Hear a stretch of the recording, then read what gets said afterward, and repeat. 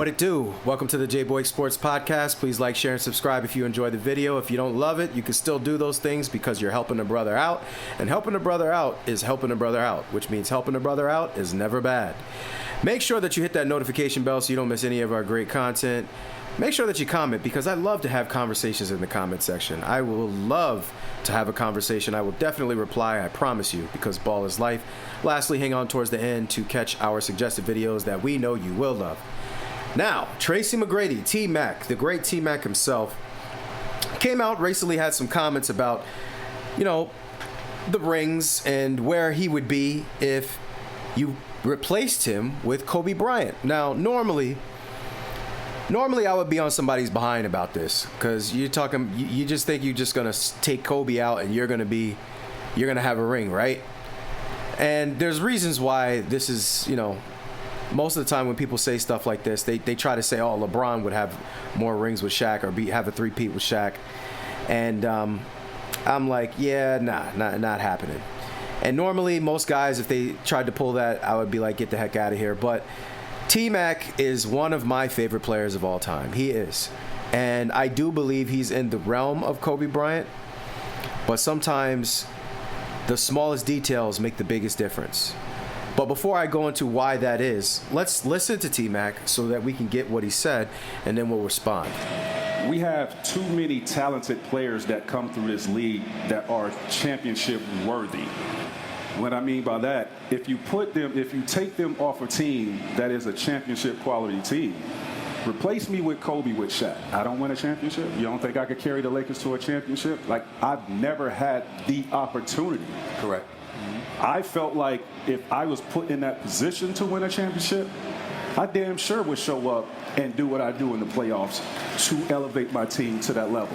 I just never had the chance. So do I get diminished because I never won a championship? Right. Yeah, that's what is it my fault? That's what they're saying. That's what they're saying. Right. Is it my fault? Right. I was never put in that position, Steve. And they added another layer onto it, T-Mac. Then you have players that start saying, okay, no, now I got to be a de facto GM. Now I have to be a de facto and that creates GM. the ring Now I got to find. Because now players are going everywhere.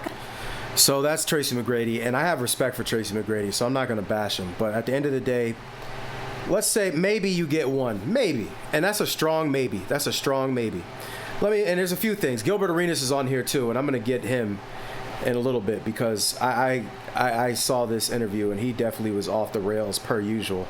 Somebody has to check him on a regular basis. But what T-Mac said, replacing him with Kobe Bryant, listen, it was close, but not that close. Both of them were elite offensively. But remember, again, Kobe Bryant was doing things that even T-Mac could not do. Kobe Bryant scored 60 before the Mavericks, who went to the championship game, the finals that year. He scored 63 before they scored 60. Okay? Kobe Bryant scored 81 points in a game. Kobe Bryant averaged 35.4 points for a season, and if you do the pace, if you account for the pace, that's the highest points per game average of all time in a season. All time. Okay? Kobe Bryant averaged 40 for a month, multiple times in his career. Scored 60 on his way out the door. T-Mac was, if there was somebody that was closer to him, T-Mac is one of those guys, but you're still not Kobe, T-Mac. And I know you're not saying that you are, and you're just talking about winning a championship, which is not necessarily the same thing as accolades. But the other things outside of those numbers, and T-Mac, I think his highest average point per game average was 32. So again, he's elite at scoring. Definitely elite. But the difference, again, we're talking about Kobe Bryant and the championship runs. And Kobe was killing it, man. And again, Kobe mastered the ability of not doing it 24/7. What do I mean by that?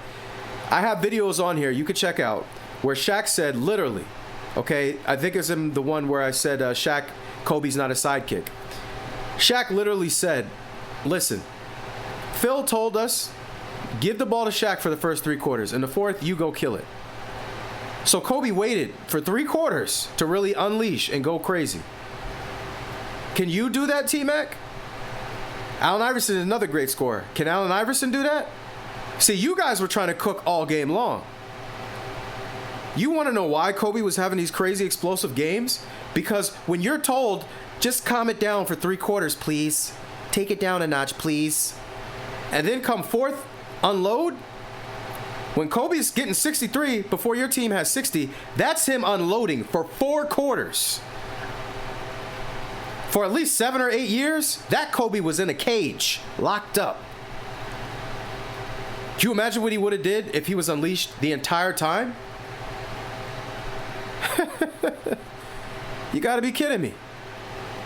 So T-Mac, you were great, but are you that where you could come in the fourth after you've been patiently waiting and just explode? Pause, no Diddy. I don't know. On top of that, Kobe's defense was elite. T-Mac's defense was not as good as Kobe Bryant's. It was okay. It was pretty good. He wasn't bad at defense by any stretch of the imagination. But he wasn't Kobe on defense. Kobe is the last person to win a championship and make the all defensive and offensive teams, first teams. How many all defensive teams does T-Mac have? Let's see. How many all defensive teams does T-Mac have? T-Mac was never selected to an all defensive team. Brother, Kobe has like 12. What are we talking about, man? Kobe has like 12. So the defense is a part of winning the championships. Leadership. Kobe proved that when it comes down to it, he almost got another three-peat, only lost to a super team Celtics team where they jumped him. He almost got another one. And I know that injuries kind of messed him up, and T-Mac, on the Rockets, he had a solid team. Kobe wiped the floor with the Rockets to the point where I don't even know how Kobe did that, man. Because Shane Battier, Ron Artest, they had Yao Ming at times, they had a crazy defensive team. He ran through them faster than he ran through the Pistons and the Celtics. And I guess the key really is, in order to beat Kobe Bryant in the finals, you have to be on the coast where you don't get to play him 4 times so he gets to figure you out. Because once he figured you out, you were toast. The Spurs and all that great defense and that Rockets team annihilated consistently. So, Mac, you were like that, brother. You were like that. But were you Kobe Bryant? Not exactly. Not exactly. You know what I mean? Not exactly. Not exactly. But I'm not bashing him because he was like that. He was elite. He was nice. But Kobe's leadership, Kobe's attention to detail, Kobe's killer instinct. Killer instinct. Killer. You understand?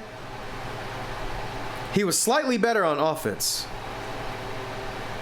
Little better. T-Mac was a 4, Kobe was a 5. All right, he was a 5. In fact, I'll give T-Mac a 5. Kobe gets a 5.5 on a scale of 5. That's what he gets. That's how good he was, and that's how good T-Mac was. Understand? But there's levels to it, and there's more to the game.